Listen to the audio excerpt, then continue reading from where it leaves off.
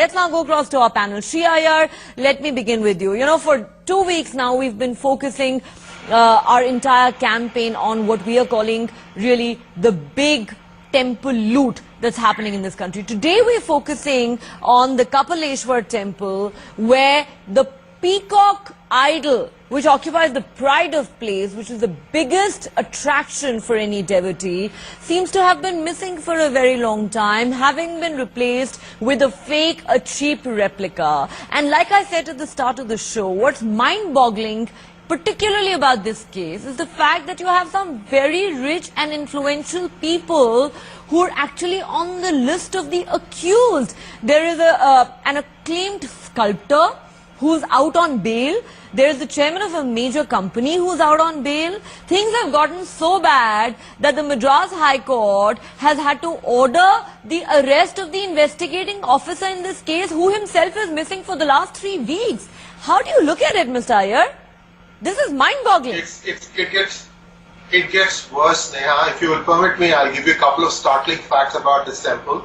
Kapaleeswarar Temple owns 305 grounds of prime property on a road called Chennai Road, very close to the temple, and each one of those grounds is worth 10 crores. So 3,000 crores worth of property has been completely taken over. We don't know how this thing disappeared from people's hands. It's one thing. Second thing is, since 1972, the executive officer who's been installed in the Kapaleeswarar Temple, his appointment is not legal.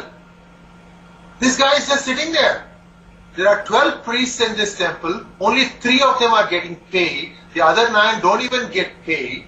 And whereas the HR&CE officials get their every monthly salary from the state, and they are supposed to manage this temple. But what really happens is, the temple's funds, 20%, almost 20%, goes to the HR&CE for allowing them to administer, and this is the administration they provide. It's just pathetic.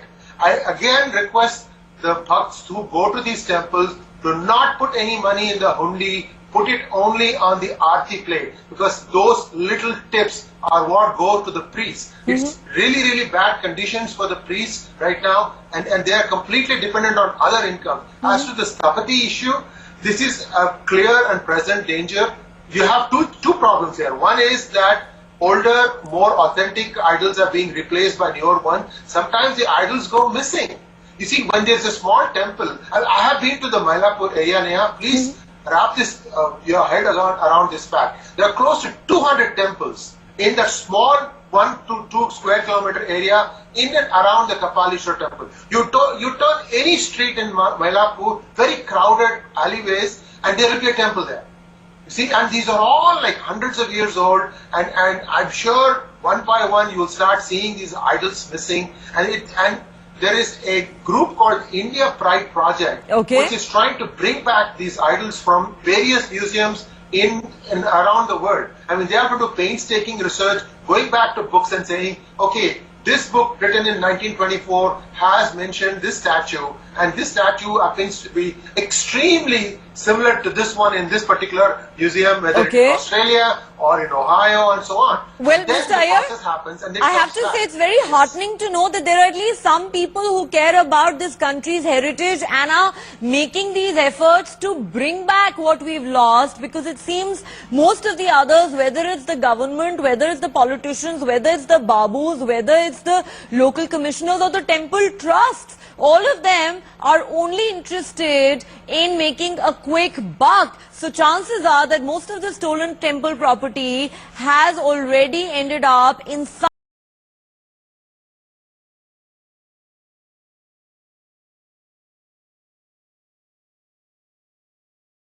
back to you, sir. Before I take a break, I want a quick comment from Shri Iyer. Mr. Iyer, does Rangarajan Narasimhan have a valid point when he says, don't just blame the babus and the politicians, even the devotees who visit these temples have an important role to play in the preservation of these temples? Or is that being rather unfair? You know, it's difficult for the devotees to keep track of things. You should really go to this temple to see the amount of crowds that congregate there. And I just want to, maybe I have a little bit of disagreement with Mr. Rangarajan about this. Till 1972, there was a Veda Patashala in this temple. The HR&CE took over administration of this temple in 1972. The first thing they did, they closed down the Veda Patashala. It's and they're absolutely inept. There is property on the Luss Church Road, which is a very, very posh area. Okay. And the rent is not being collected from the buildings. One company owes 8.5 crores and they haven't paid it. So what the heck is the HR&CE guys doing? I mean, they're taking 20% of the temple's revenues. Yes. They can't even do their job properly. They don't even know how to manage the leases that have been sent out. And now you should go to this temple. What has happened is, around this temple now, you get a lot of jewelry, fake jewelry, dance costumes, dance-related items, everything. Okay. It's a very buzzing area. And I can tell you about 80 to 90% of that is all illegal encroachments. All illegal encroachments. In fact, I'm glad you bring that up, sir, because in story after story, since we started this campaign 2 weeks ago, we've highlighted how either huge chunks of temple land have been illegally sold or encroached upon, with shops and all sorts of commercial establishments springing up. And as you point out, and as many others have pointed out, the HR&CE department is happily looking the other way. At the end of the day, doesn't the buck stop with them? It is their responsibility to ensure preservation and upkeep and safety of temple property and land, but clearly they are not doing their job. And why is no one pulling them up? Why is no one holding them accountable?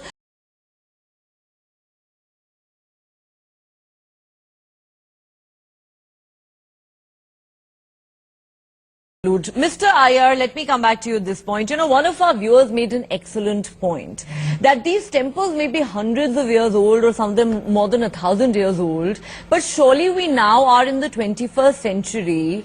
Why is technology not being used for the safety and upkeep of these temples? Is it that temple trusts are yet to wake up to the digital age, or is it that it's just too convenient for them to tackle these matters in a primitive manner, because then this loot can carry on practically undetected?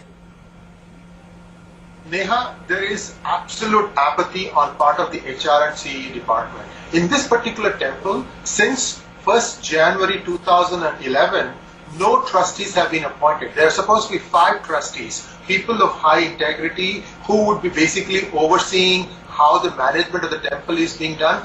No appointments. Now you are in the 8th year now. So what has happened is they have systematically broken down the possible barriers, the possible people who might object to some of the loot that is happening. Okay. And nobody, seems to want to care. So this DMK, ADMK, these two are nothing but atheists. Their parties were formed on this. Somehow the rank and file got the impression that it's okay to go after temple lands. Please, Okay. I think that is the fundamental problem. We need to understand this. Okay. The people of Tamil Nadu need to get rid of both these parties. Okay, Let okay. somebody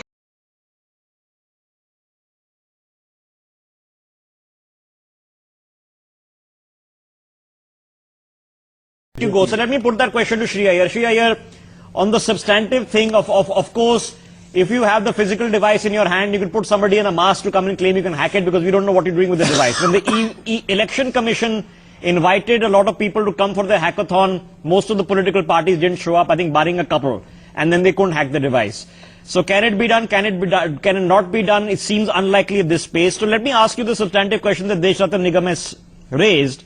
He is saying that if in 2014 the Congress party is in power, and the Election Commission and the election commissioners have been appointed under the UPA regime, why would those people at a large scale be potentially hacking the election in favor of the BJP? Is that a legitimate question? No, I think it's just beggars belief that they are trying to cling on to some hope that they can throw some mud at BJP. If you will permit me, I just want to explain the technicality behind the EVMs with VVPATs. So, since the Gujarat state elections, all the EVMs have print attached interface on them. That means you actually can see the vote fall through into a box. Each EVM takes up to 1,500 votes. Okay, so there is you cannot really change anything, because in the EVMs that have the VVPAT attached to them, the version of firmware, it's called V3, third version number 3, and this is completely in what is called as read-only memory. You cannot tamper it. You cannot put any external device and hope that somehow you Okay, can for many people who don't know the difference between RAM and ROM, because it's not a thing we consider these days anymore, can you explain to us what the difference between RAM and ROM is, please? Absolutely. V1 and V2, there was some cloud of doubt. In fact, in 2010, three hackers from worldwide, one expert from America, one from India, Hari Prasad, another one from Germany, they came and proved how the 2009 elections could have been hacked. I'm not saying it happened, but I'm saying it could have been hacked. But after that, when the new version came out, they figured out what were the holes and they fixed all of them. They closed all those loopholes. A read-only memory means whatever the program is inside the chip, only that program is going to run. As long as Wi-Fi ports, Bluetooth ports are completely shut off, which I believe they have. Election Commission has a lot of information about this. There is no way you can use a cell phone to go and change the verdict. And the reason I'm specifically mentioning a cell phone is because in the 2010 hacker experiment, they could show that you can use a cell phone to give a command to a device, a Bluetooth device, which would change the display. Yeah, now, it won't change the recording. I read about this 20.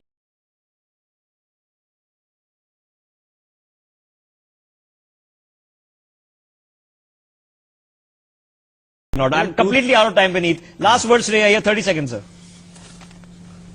The EVM provided for a possible scenario that there might have been some rigging. And the way they did that is they take about 10% of all the EVMs and they do an electronic count and they match it with the printed attachment receipts. And if the two are the same, then that constituency is deemed safe. But if there is a difference, then they go and do a manual count of those. Okay. I tell you what, Sri Iyer, I think let's do a positivistic exercise. Let's come back maybe tomorrow or day after. And I'm going to request both Mr. Day, people who happen to be on the panel, and Mr. Iyer, let's put out the points and counterpoints and let's publish them somewhere where people can access them and read them and understand them. I'll get my graphics team to design some of the graphics of how this works. It'll be in some public interest because there are some objections which need to be highlighted and there are some processes which people need to know about also, which is how to end this. Otherwise we can keep